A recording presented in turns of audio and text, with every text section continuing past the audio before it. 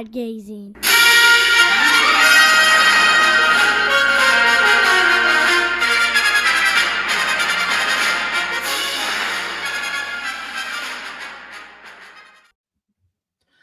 Hey everyone, welcome back to another episode of Podgazer. Appreciate you tuning in. Today we have a super special guest. From the beginning of my channel, this man has been super kind and welcoming.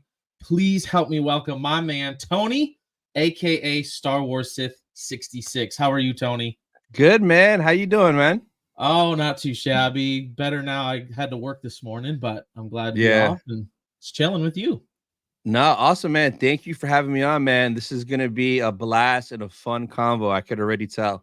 Oh yeah, I'm super stoked. I got quite a few questions lined up for you, my man. So Yes. let's bring her down here. So let's start off with this.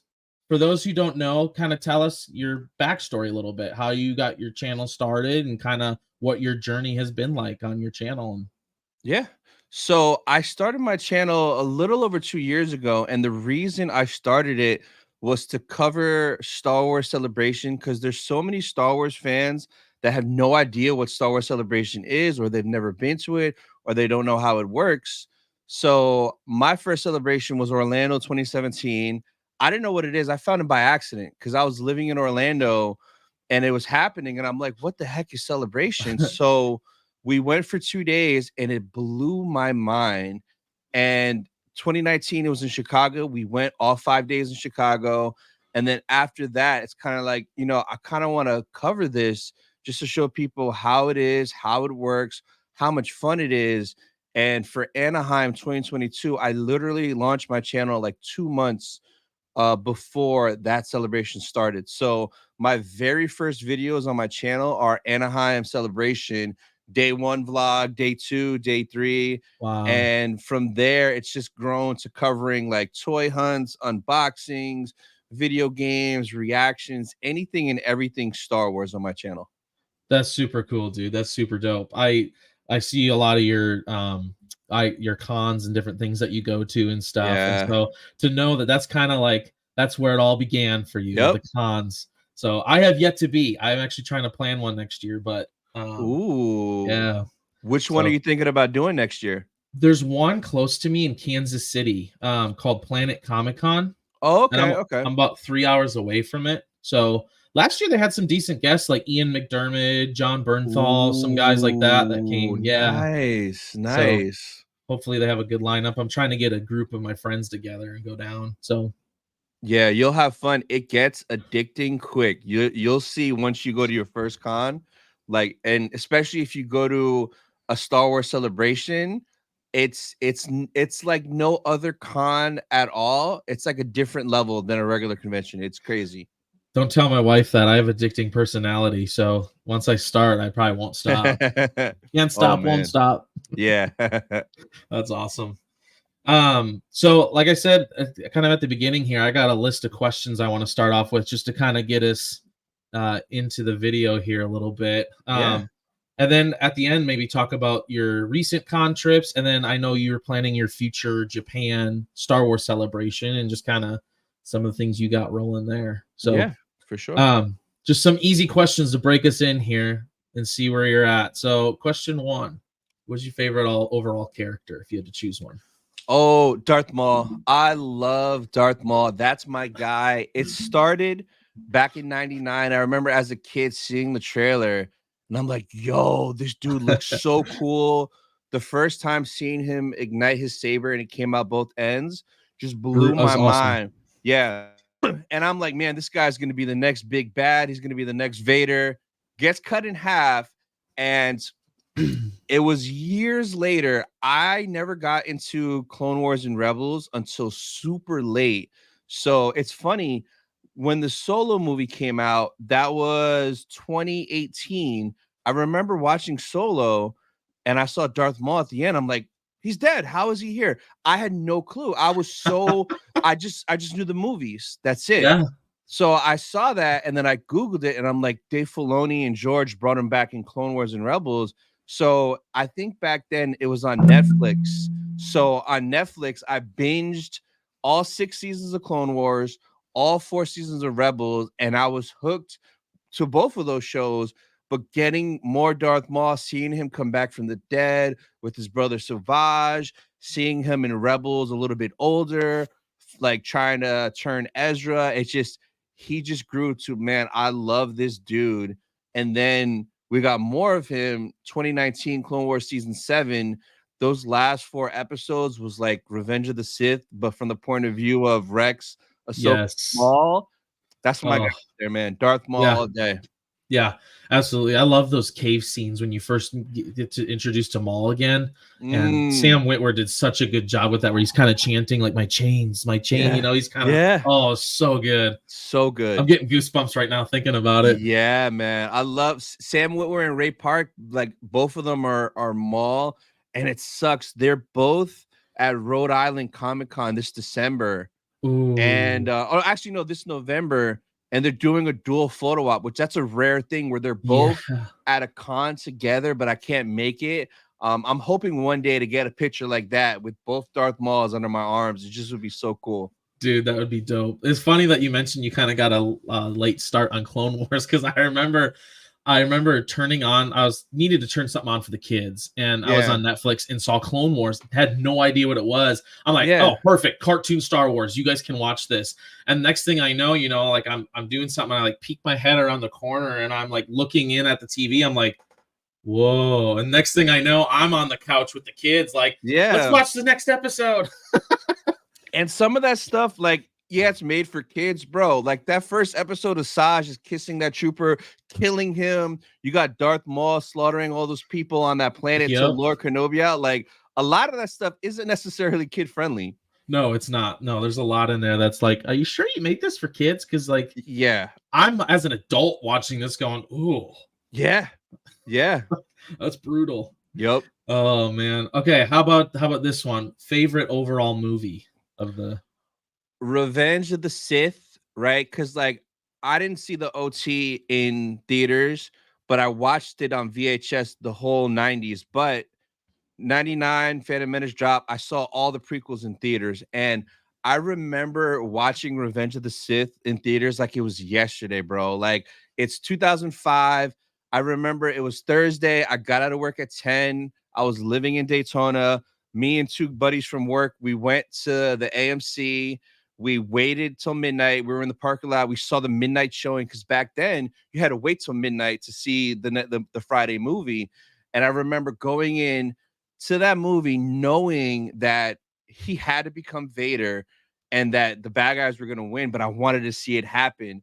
And it was just beautiful how it turned out. You had Luke and Leia at the end, and like it was just so good. That lightsaber battle, to this day, nothing has come close to it. It blew my mind. So that's my favorite right there, Revenge of the Sith. Dude, such a good movie, man. Like, I remember the first time I saw a commercial for that, and the first commercial I saw was the one where Anakin's marching on the temple, and he's got the 501st with him, and I was like, whoa, this is gonna be cool. This is gonna be epic. And I remember seeing that in theaters, and just like I was plastered in my seat. Like, I don't think I moved. It was so good. So good. I miss having those movie moments, man. It's been so long, but like seeing those.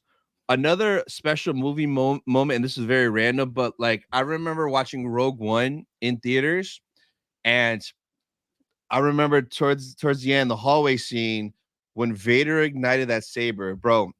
My jaw dropped. I stood up in my seat. I slid to the edge of my seat, and I was just staring at the screen in awe, because up until that point, we've never seen Vader be so savage like that and slaughter all those rebels. And that just blew my mind. And then it went to Leia with the Death Star plans right into A New Hope. It was just so beautiful. I miss moments like that. Yeah. And this might sound bad, but it was awesome to see Darth Vader that savage. Yeah. You know, like it was cool. Yeah. And that's how he should be. Like even in the Kenobi show, there were parts of it where I was like, yo, like when Vader dragged that person out of the bar and snapped his neck. Yeah. I was like, what? So like, are you kidding me? That's Vader. Like we need more savage Vader. Like, believe it or not.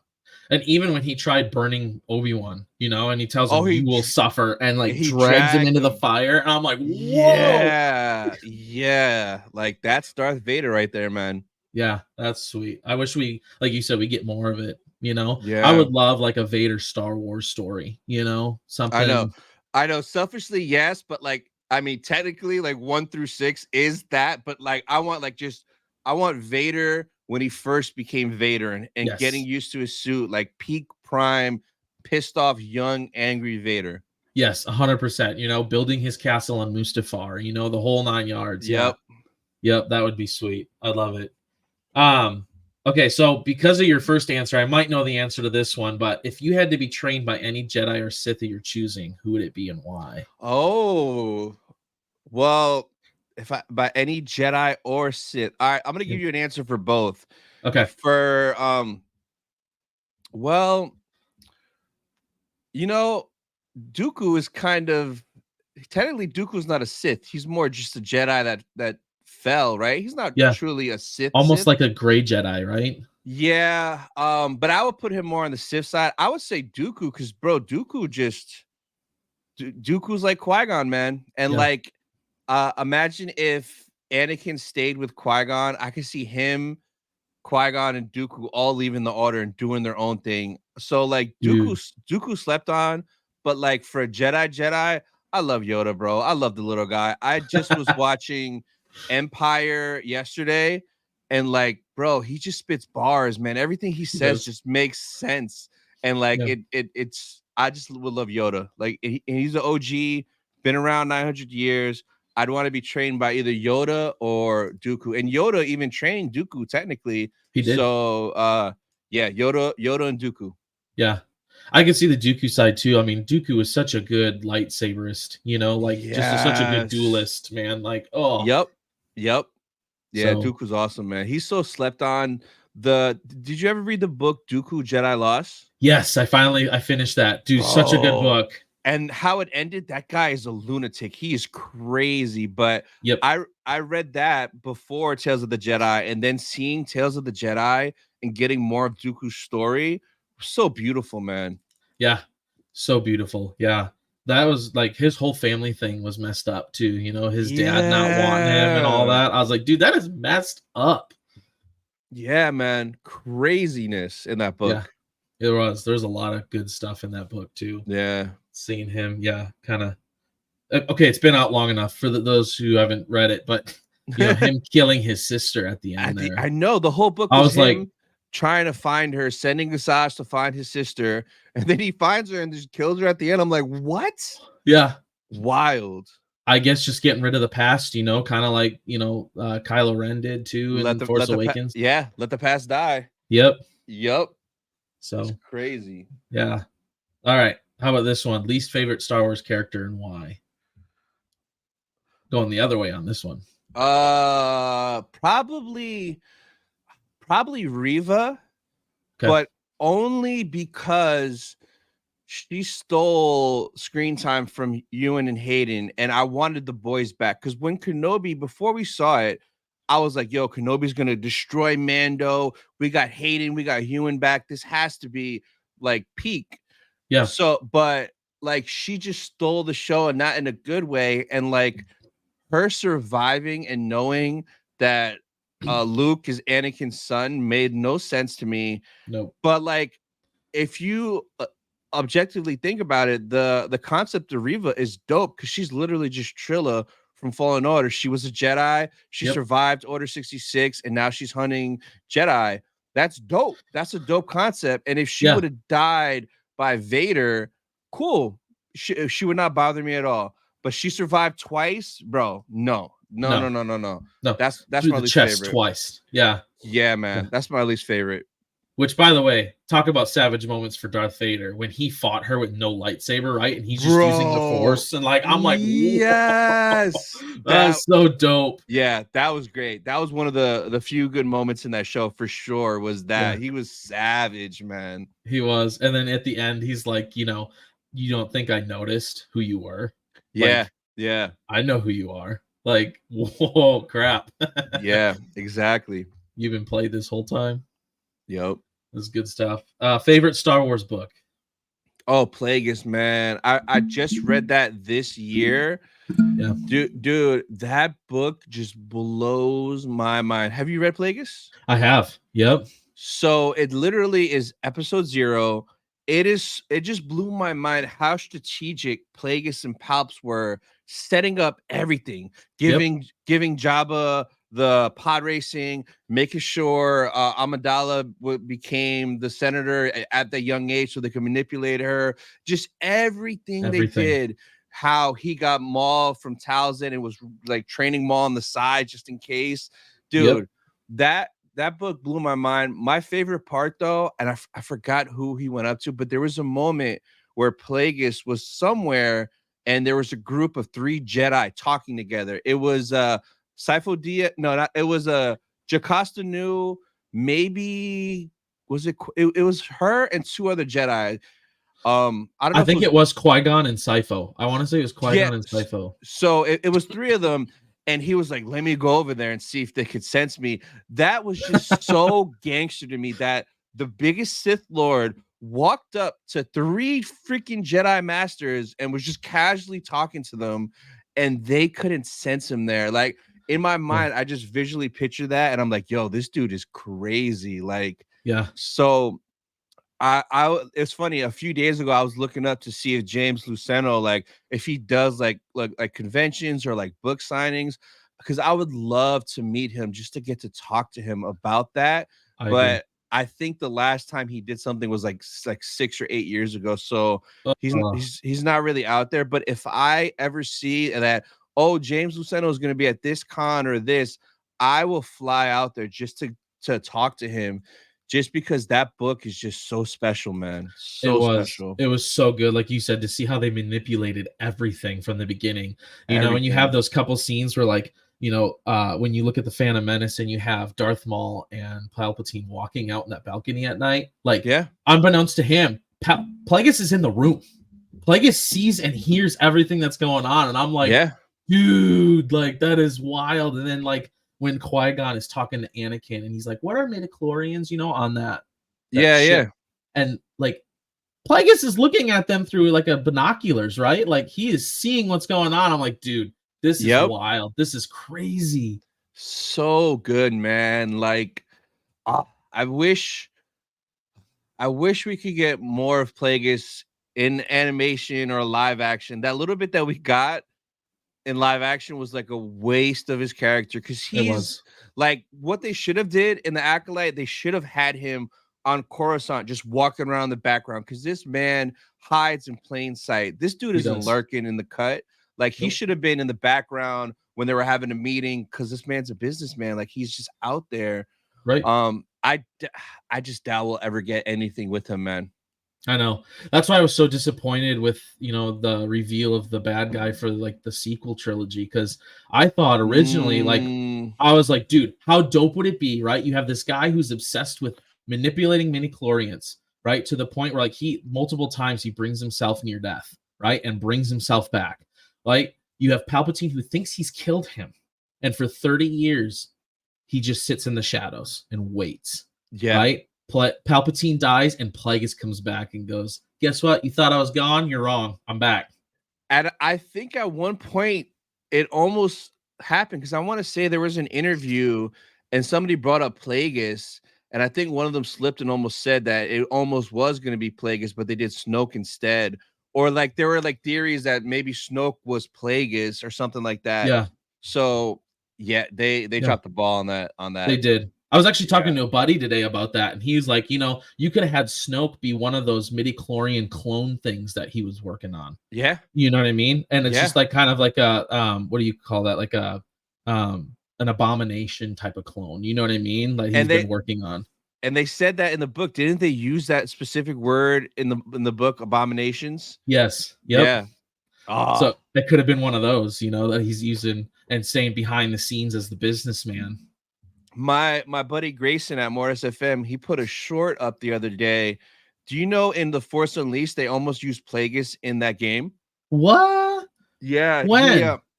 so when they were creating Force Unleashed, they were almost going to use Plagueis kind of as like like a force, like a ghost that would teach Starkiller new dark side moves. So yeah, after we're done, go to Mortis FM on Instagram, and it's one of his recent reels. But he breaks it down how they were gonna Plagueis was almost in the Force Unleashed. That game is already amazing and such a good story. Imagine if Plagueis was in there, dude, teaching Starkiller stuff. Oh dude, that would have been man, so dope. yeah, Oh yeah, man, like I feel like they get so close. Like, I mean, obviously, like you said, Force Unleashed is already great. But like yeah. in a lot of these things, they get so close to being really good, and then they just like right at the end, and it's like, come on, we were so close. I know, it's insane, man. It's insane, man. Yeah, yeah, dude, that would have been so cool. I'm thinking about that now to have, yeah, just instead of that robot, that kind of like, Oh yeah, yeah, yeah. you have a Darth Plagueis show up, Yep. as a ghost, dude. That would have been sweet. That would have been Yes. dope. All right, favorite Star Wars quote. Oh, damn, there's so many. Like, this is where the fun begins because I just use that all the time. But I love Yoda though. Do or do not, there is no try. Dude, there's just too many, man. That's no Sure. moon.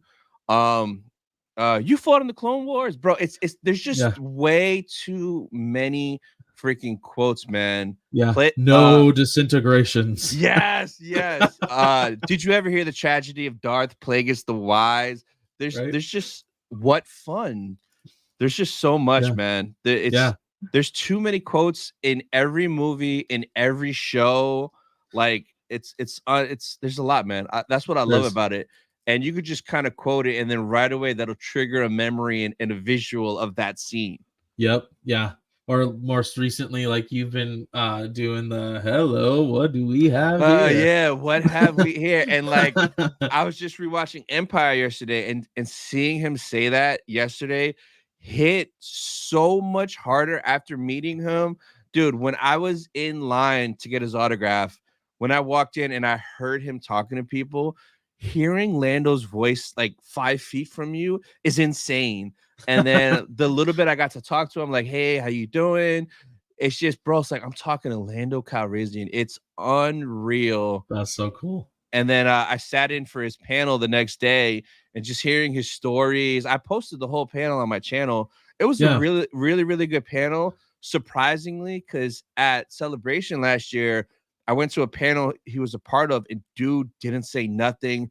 It seemed like he didn't want to be there just because he's mad old. He's 87 years old. Yeah. So I kind of was like, man, is this panel going to be rough? But no, he was very active, very engaging. It was really, really good to see him in that panel. I did watch that video you posted. That was so good. It was so cool to see. It was cool to see him interact with that young kid too. Yeah, that was really cool. Little Hayden, man. The kid's name was Hayden, and like he's gonna remember that for the rest of his life, playing Sabacc with Lando, catching him cheating, and getting that autograph card. Bro, that's a core memory for life. 100% it is. Yeah. And I didn't realize, I knew that he had been in a lot of movies. I didn't realize how many movies. When they were playing that clip at the beginning of all those movies, I was like, wow, okay. I had no idea either. Half those movies, I didn't know what they were, but now it's like I kind of want to go watch them just to see Lando playing football or doing this or doing that. He was in a lot, man. He was. It's kind of crazy, but I feel like you're right. Like it's kind of like Harrison too, like both of them are so mad old that they just, and it's funny because I don't know. And I don't know if this is true or not, but I kind of get the impression that Harrison's just like he's done with Star Wars. Like he wants almost nothing to do with it. Like he's just kind of, I don't know. But he's been like that since like the 80s, man. That's even true. Back in the that's just his personality. He's just he's been a grumpy old man his whole life. That's the vibe that I get. So he's always been like that. I mean, he can't really be like that, bro. Star Wars and Indiana Jones is what made him as big as he is. And he does have a ton of great movies, but bro, like I think 9 times out of 10 when people look at him, they think Han Solo first, then Indiana Jones. Yep. Yeah, I think the only other movie I've ever seen him in is Air Force One? Is that what it's called? Yeah. So Air Force One, Clear and Present Danger. Bro, you never seen The Fugitive? I have seen The Fugitive. Seen The Fugitive. Yeah. Fugitive, and he's probably in more stuff, but like you just remember Indy and Han the most.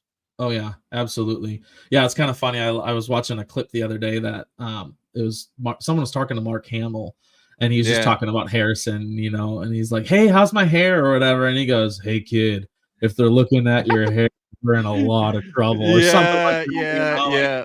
That's so funny, that clip. So Yeah, good. it is. So I'm kind of moving on to something else I wanted to ask you about. I've been thinking about a little bit as you've kind of built your channel. I mean, Mhm. obviously you do a lot of Comic Cons and stuff. Which one has been your favorite so far? Dude, and it's crazy. The ICC con that I just did last week might be my favorite con experience ever. Really? Yeah. So ICCC is such a unique experience. It literally, I went for the first time last year, and it reminded me just like Star Wars Celebration, which Star Wars Celebration is its own unique experience in itself, because it's a convention like every other con, but it's all Star Wars. Like when you go to other cons, there's like Marvel, there's DC, there's anime, there's this and that. But Yeah. as Celebration, everyone's a Star Wars nerd, and it's amazing. Everybody's happy, everyone's having a good time. ICCC, when I went, it's kind of the same thing. It's all Star Wars. Everyone's happy. It's just smaller and cheaper, bro. When I went to this one, it went back to the Sheraton Hotel. So the con is in the hotel, and I stayed in the hotel. And dude, some of the stories that I have are unreal. Like day one, when I get to the hotel, I get there early because I flew and my buddy was driving in. So I go outside because he's about to pull up in like 5-10 minutes. I'm standing outside, and Dennis Lawson is just standing there. Wedge Antilles is just standing right there. I was so nervous, bro. It took me 10 minutes to like say hi to him, because I'm like, yo, that's Captain Wedge Antilles right Yeah. there. Like, it was crazy. He was probably waiting for somebody. So eventually, when he got closer to me, I was like, hey, Mr. Lawson, I'm a huge fan. Thank you so much for doing these shows. It's gonna be great to meet you. And we were chit-chatting for like a minute. It was real quick, real brief. I didn't want to bug him and be Right. like, oh, Wedge. Yeah. So I thought that was nuts. Like, oh wow, he's staying in the hotel. My Yeah. boy, my boy Ricky pulls up. We go to the store, get some like water, some snacks for the room. So when we come back, we're walking to the elevator through the lobby, and he's like, "Yo, there's that X-wing guy." And I look over, and it's Biggs Darklighter. He's just sitting there having dinner with his wife. I'm like, "Yo, that's Biggs right there. What the heck?" So we go up to the room, we put our stuff down, we come down to have dinner because everyone was eating in the hotel lobby. Like they had really good food there. So we're down there, and I'm like, yo, Biggs is right there. 2 tables over from him is Jim Swearigan, who is the Kenner designer who brought the Star Wars contract to Kenner Dude. back in the 70s. So if he wouldn't have brought that to Kenner, we'd have none of these vintage toys at Dude. all. So like he's sitting there, so we order our food, and then I look over. We're eating, we're chilling, and it's just crazy that Biggs is there, Jim is there.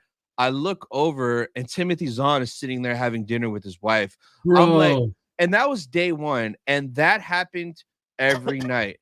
Every night we're down there, and we just looked. I think the last night I remember looking over, and Tim Rose, who's Akbar and Salacious Crumb and a bunch of people, he was sitting there having dinner with Greedo, and like Warwick Davis was at the top ordering some food, Oh, and bro. Biggs was down there, and then Amy Allen, who's Ayla Sakura, was walking by picking up her drink from the bar. It was just unreal, just sitting there and absorbing that in, because literally, pretty much almost every guest was staying at the hotel, dude. The third day, I open the elevator, I hop in. Warwick zooms in the Segway. He's like, "Can you press 4, please?" I'm like, "Yo, I'm in the freaking elevator with Warwick Davis, with Willow, with Wicket, with the freaking Leprechaun that I grew up Dude. watching." So, like, you can never have crazy interactions like that at these big conventions. Like, it doesn't happen. Yeah. So that's kind of why. And then, like, a lot of my friends that are content creators, we ran into there. So there was about maybe 15 of us that are all content creators that do collabs like this, that we've known each other for a year, 2 years, because we've done stuff together. But we were all there at the same time. So that was special and unique. That's And cool. then just like the stuff on the floor, I found so many cool things. And Timothy Zahn and Mark Thompson, bro, I kid you not, we went to their table every day, 2 to 3 times a day, just to talk to them. And it was so cool asking them questions, hearing stories. It's ICCC is a special, different kind of convention. And if you love Star Wars, you will not have an experience like that anywhere else in your life ever. It's Dude, crazy. I want to go down there. You were posting some videos, and I was down there about a year ago for like a I play on the worship team in my church, and we were down there for a convention. And so like some of the stuff you were posting, I was like, dude, I've been there, dude, I've been there. Yeah, yeah. And I was like, oh, I hope he got some Hattie B's. Because that place is I didn't, but I saw it. But yeah, because we only went to Fifth and Broadway twice.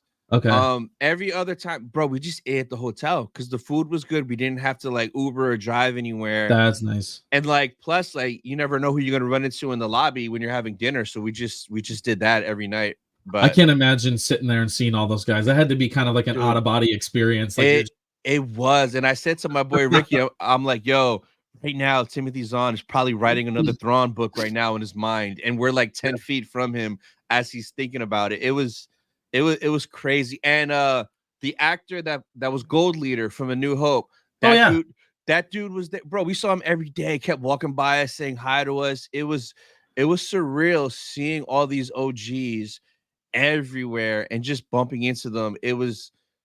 I've never experienced anything like that, like ever. Dude, that's so cool. Especially the Timothy Zahn and Mark Thompson, because I just finished like 2 days ago. I just finished the Heir to the Empire series. Dude, Mark Thompson's Thrawn voice is so good. It's next level. I know. I went to him. I got like 2 autographs from Mark Thompson. He's so cool. Yo, Zahn, I got 7 autographs. So if you bring a book, if you have any of his books, he signs it for free, which is crazy. And if it's like a comic or a figure or a plaque or whatever, bro, he only charges $10. Wow. I was like, what? I almost wanted to be like, charge more. You're worth it, bro. Like you've brought in so much to Star Wars. Yep. Like you're worth more than $10. So I got like 3 comics signed, a plaque signed, some trading cards signed, just to show him love and to get to talk to him. And excuse me. And the first day when I got my plaque signed, I asked him, I said, hey, I heard a rumor that when Ahsoka came out, that you wanted to write a book about Ezra and Thrawn being lost in Peridia for 8 years. Is that true? And bro, he looked up at me. He perked up. He was like, there's a trilogy there. And I was like, oh, really? He was like, I'm waiting for Filoni to finish that story and to give it to me. But I can make a trilogy out of that. I can make it 1 book, whatever they want. But he's been thinking about it. He wants to do it. He's just waiting for the green light. And dude, when I heard that, imagine that, a trilogy, 8 years on Peridia with the Night Sisters, with the Mortis stuff there, with the Zepho stuff there. How insane that would be, dude. Oh, it'd be epic. I would love a trilogy book from him. Oh man, to get to hear Thrawn again, Mark Thompson do Thrawn again. Oh. And Mark Thompson was so awesome because like he also voices a bunch of Pokemon, so like Gengar and a bunch of other Pokemon. So I had him sign like a Gengar card. I brought a Thrawn plaque. So it was really, really cool talking to him, man. He's a big fan just like us. Half the time he'd either be at his booth or he would leave real quick and go buy a lightsaber and then come back. Or I would see him at the lobby sales in the lobby shopping at the tables. He was so down to earth, man. That's cool. See, those are the best like writers and like even movie directors, right? Are the ones that they themselves are massive Star Wars fans. And like, man, like, I don't know if you've seen it, that interview that even like Star Wars Theory did with Stuart Beattie, right? Like listening to him, we were 100% robbed. I wanted to cry and scream at the same time, but you can tell that dude is a genuine Star Wars lover. He loved it. Yep, genuine. Because even from that quote from Return of the Jedi, he was like, "Man, there's a trilogy, a movie there." From that one line that Vader said, Yep. Dude, my favorite part from his concept for Kenobi, besides Mustafar with a Sith Luke fighting Kenobi, which is I would have cried. That would have been insane to That would have visually been see that. awesome. But my favorite part, bro, it'd be so stupid to see, but I want to see it, is when Cody and Uncle Owen are dropping bodies in the Sarlacc. Yes. And a drunk Jawa pulls up and drops a giant dead alien in there. I would just love to see that so bad, man. That's hilarious. But it's like good taste humor in the middle of a trilogy like that. You know what I mean? Yeah, It's like yeah. perfect. It's like, Yeah. oh man, that would just be so funny. Yep. Yeah. Just see this little Jawa pull up in a little speeder and just like shove this big old body off. Yes. Yes, man. Ooh, teeny. Yeah. Oh exactly. man. That would have been awesome. So I know you're right now you're planning on a future trip you got going on here in Japan in April, right? Yeah, Star Wars Celebration. They're going to Japan, which I was at London last year, and London was dope. And when they announced Japan, I was like, damn it, I thought it was gonna come back to Orlando. I live in Florida, it'd be super cheap and easy just to drive there. But after a while, I was like, you know what? I've always wanted to go to Japan, but it's like an 18-hour flight from Florida. Oof. So like honestly, I would have never did it just because like nah, I'm good. But now it's kind of like 2 for 1. I get to experience Japan because I love Nintendo, I love Pokemon, all that stuff. So like that's kind of why I want to go, and like retro video games and stuff. And it's the 20-year anniversary of Revenge of the Sith. I'm Which not is gonna miss crazy. that panel. Yeah, so that panel, if they have Hayden and Hewan on stage reminiscing about that, dude, that's my childhood. That's so special. So Yeah. I've been planning the trip. Yo, Japan surprisingly is cheap. It's cheaper to do stuff in Japan than in Florida or anywhere else. The only thing that is like insane, and I haven't pulled the trigger on it yet, is the flight. The flight is ridiculous, but bro, my hotels that I book, they're cheaper than when I went to Nashville. That's crazy. Yeah, dirt cheap. You would think, especially like them knowing that like a Star Wars Celebration is coming over there, that things would like skyrocket, right? Like prices would like, hey, you want a hotel and stuff, great, but supplies limited. I think so. I booked my bro. I'm crazy. I booked my stuff like 5 to 6 months ago. So I booked it before people realize what's going on and before they could jack up the prices. Because I use Expedia, and with Expedia, you could pay when you check in and free cancellation. So it's no risk. So I book hotels all the time. Like, hey, maybe I want to go to this con. I'm gonna book it just in case. And if not, I have till the day before to cancel it and not get charged. So I did that for Japan. That's cool. Yeah. That's cool. So how far are you going to be from the convention center? You got someone's pretty close, or are you going to be walking a bit? There is a sky bridge from the hotel to the con. So, so we're doing 11 days. It's me, my brother, and my boy Ricky. And like there's a ton of people going out there. So we're going to just randomly run into people, meet up with people. But we're flying out there together. Our first 4 nights are in Tokyo at a hotel there somewhere in Tokyo, buy like a bunch of cool things. So we're going to do that. Then we're going on the bullet train to Osaka and spending 2 nights at the Universal Studios Hotel in Osaka, which is right on property. Like as soon as you walk out, Universal Japan's right there, which is cool. That's cool. Yeah. And then after that, we're taking the bullet train back to Tokyo. And the last 4 nights are in Chiba, which is where the convention center is.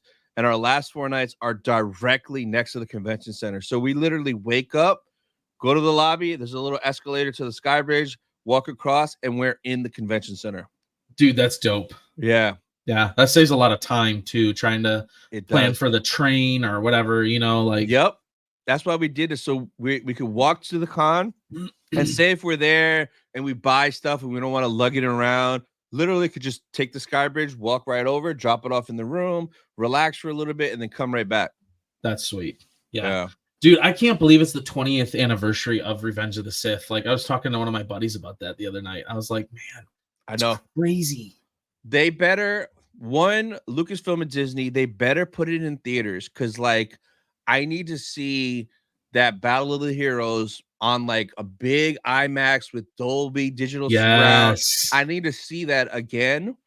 And hopefully they release like a lot of merch and stuff, man. Like, don't be stingy with it. If it has Revenge of the Sith on it, we're gonna go nuts buying everything. 100%. I will. Yeah, I'll be yeah, buying t-shirts and I mean whatever it is, everything. you name it. Yeah. Yeah. I would love to see it on screen. It was really cool because like you know, obviously I never got to see the original trilogy in theaters. Yeah, But this last year when they celebrated the 40th, I actually went with my dad to nice. 40th of the Return of the Jedi.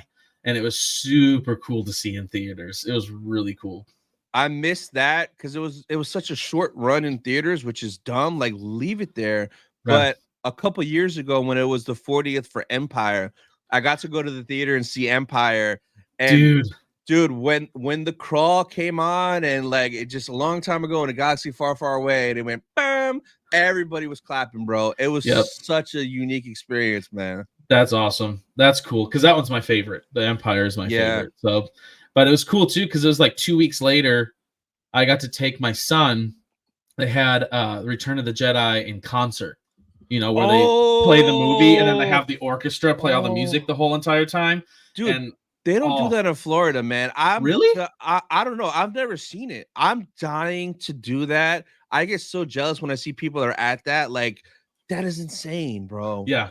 It's so cool to hear, like you said, the opening crawl, right? And then you have like da na na na na na, you know, the 20th Century Fox, and then like and it's like the orchestra right there. You're like, this is so cool. Wow, that's so cool, man. Yeah. And I took my oldest son James, and he died. There's some people that were dressed up, you know, in different costumes and stuff. Yeah, and yeah. Got to get some pictures with him. He was over the moon with it. So nice. It was cool. Awesome. Yeah. So I know you guys want to see a lot of his Comic-Con videos and stuff over here, but he's got some links and I'll try to get them from him and post them in the description, you know, if you about his trips and how he plans them, his hotels, his planes, all of that, how he does all of that. I know you said you're also going to be making some new ones here too, right?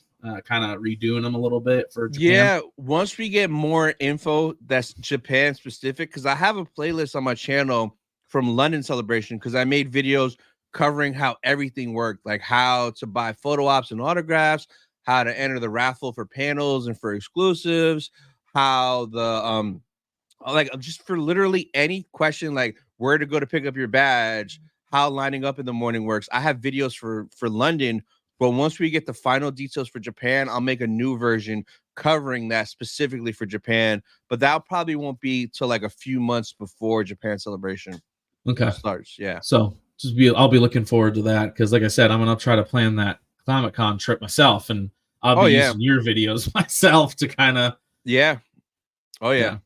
So for sure. Kind of moving through here a little bit. What are your? I know you've said some things throughout some of your videos, but like, what are your current thoughts on the current state of Disney, like Disney Star Wars and where it's at? It's just, bro, it's inconsistent, man. It's just inconsistent. Cause like people like to hate on it a lot. They've dropped some bangers, but it's bro, it's just so not balanced, and I don't understand it because it's not freaking rocket science. Just give us what we want. Cause like Mando season 1, Mando season 2, bangers. Tales of the Jedi, bangers. Rogue One, Clone Wars season 7, bangers.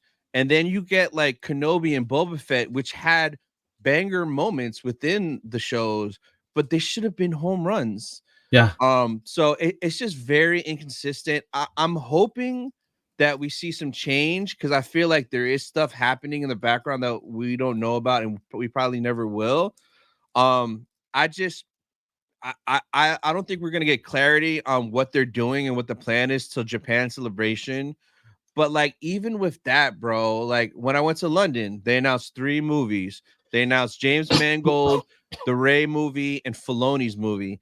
And like out of all those 3, we know Filoni's working on his movie, but like that Rey movie, what happened? Like James and like no one has mentioned James Mangold since Indy 5 bombed. So like, and they've done that before where they'll announce a bunch of stuff like a few years before London. That what was it 2020 when they announced like a bunch of things, like a Lando series, a droid series, Rogue Squadron movie. They announced a ton of stuff. Nothing happened. Yeah. So I'm just getting to the point where even at Japan, if they announce stuff, I'm still gonna be like, yeah, I'll believe it when I see it. Right. Because this will be the third time in the past decade where they announce a bunch of projects that seem like, okay, maybe interesting, cool, and they don't happen. Like, I love Marvel too, but like Marvel is eating good right now. Kevin Feige has course corrected, and like as a Marvel fan, I know I have 2 dope Avengers movies to look forward to. I have Fantastic Four coming back. I have X-Men in the future after all that. So like Yeah. there's stuff to look forward to with Star Wars, bro.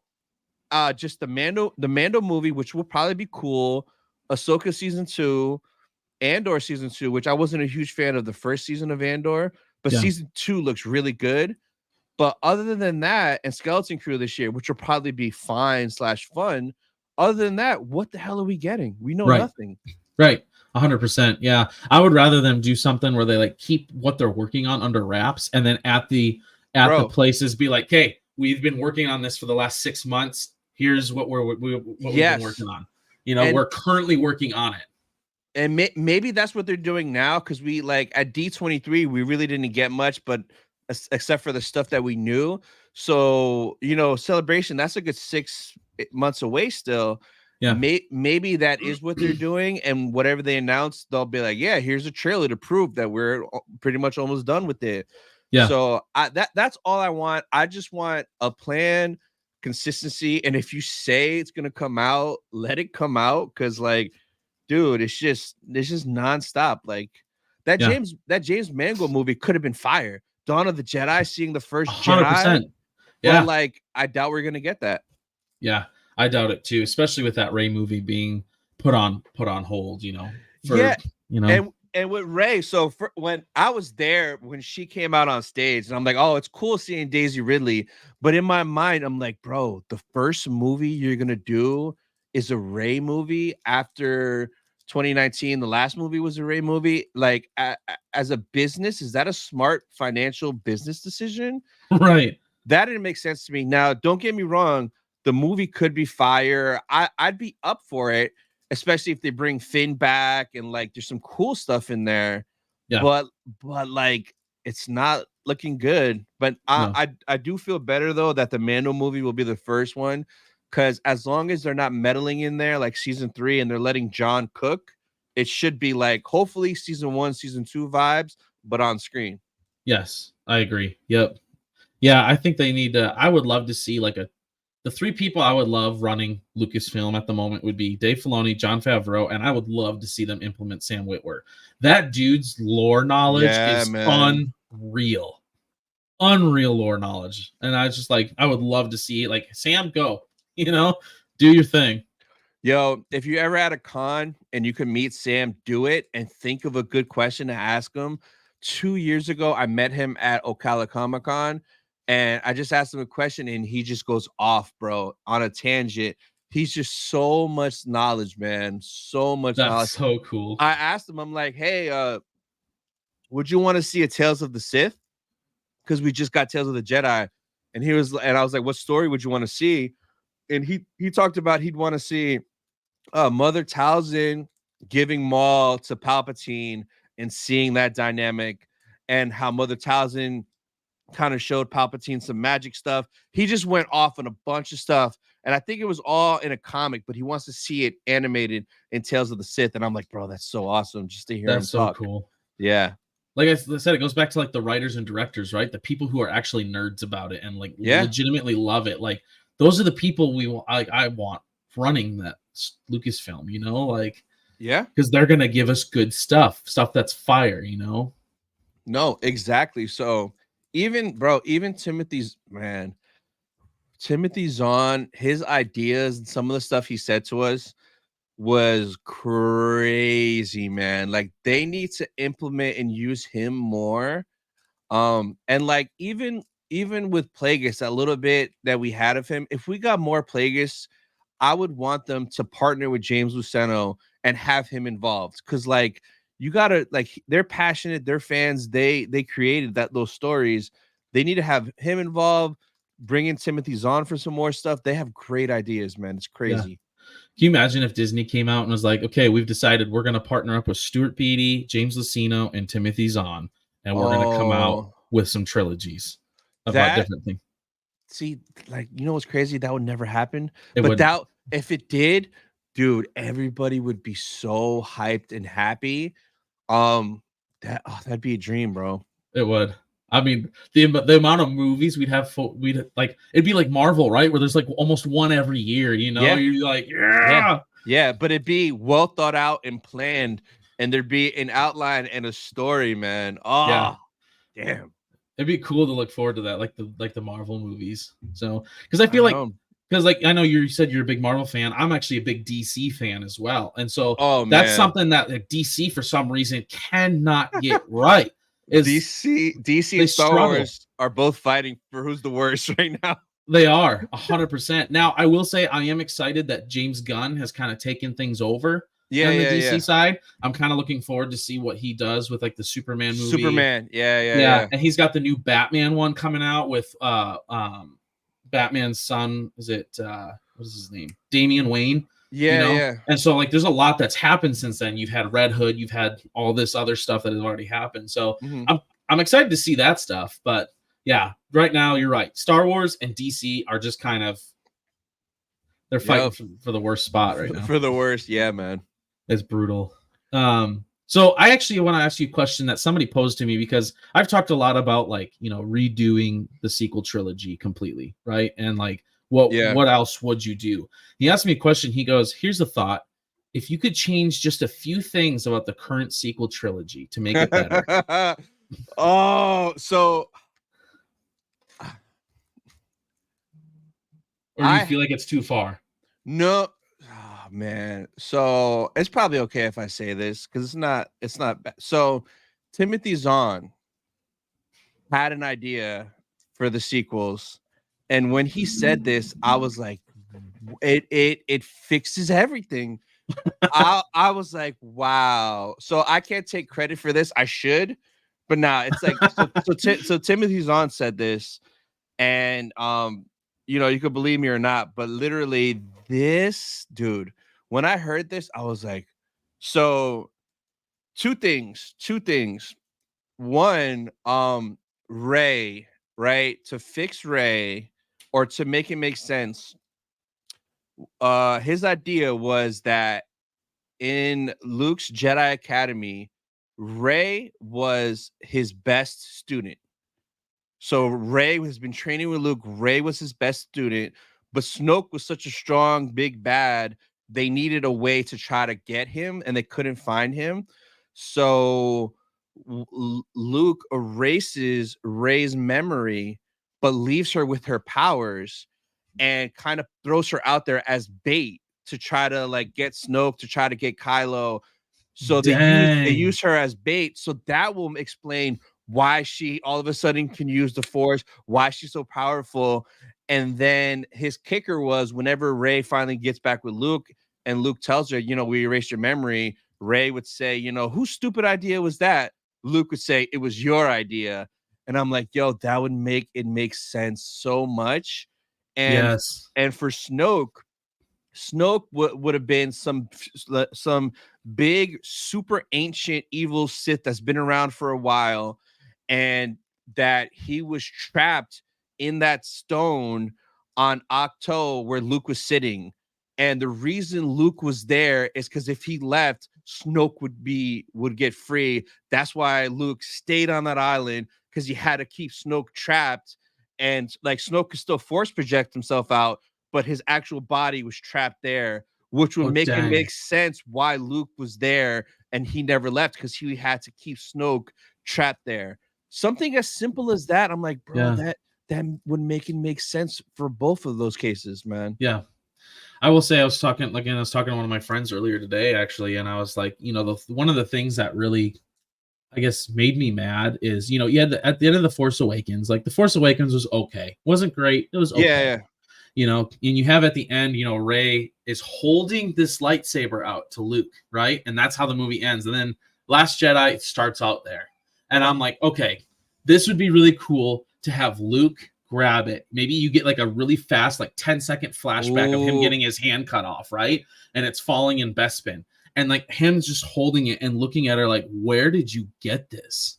Yeah. You know, where did you find this? Instead, we got chucks it over his shoulder. I was like, I know. Are you for real? Come on. Yep.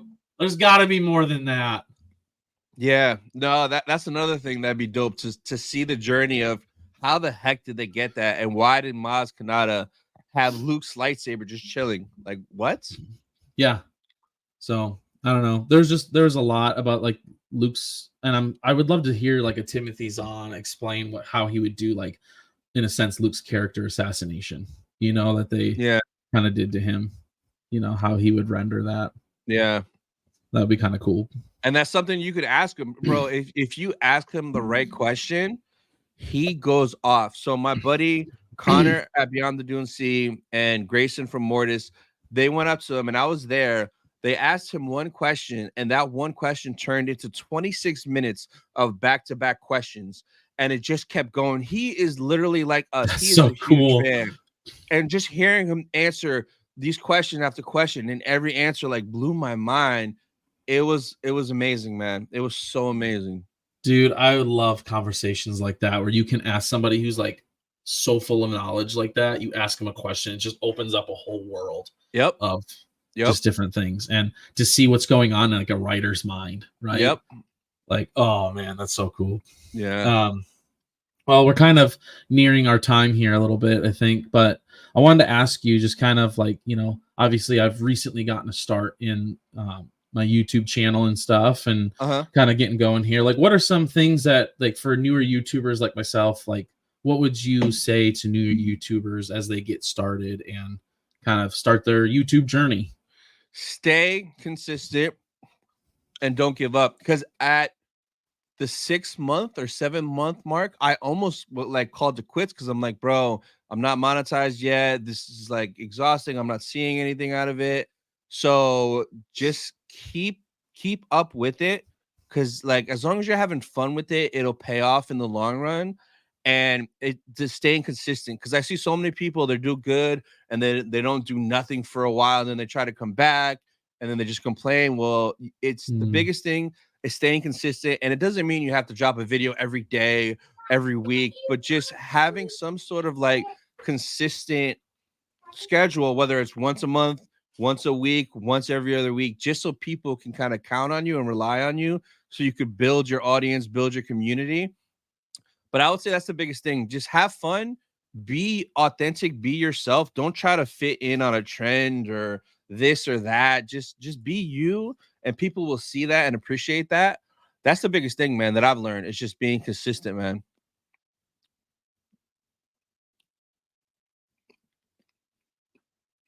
You're muted right now. I had muted him because he came down and he was asking me a question. My bad. No, you're good. You're good. Got my little guy Levi back here. Can you say hi to everybody? Hi. What's up? All right. Yeah, you can have that, buddy. Why don't you go upstairs and eat it at the table, all right?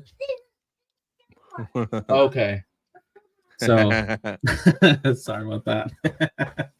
I appreciate it, man. I do appreciate you coming on here and recording this with me. This has been awesome. It's been really cool. Like I said, to get to know you, and you've been super welcoming and super dope, man. Like it's been cool. Yeah, man. Appreciate you having me on. It was a blast, man. Yeah, absolutely. Everyone, I hope you guys have a good day, and may the force be with you always.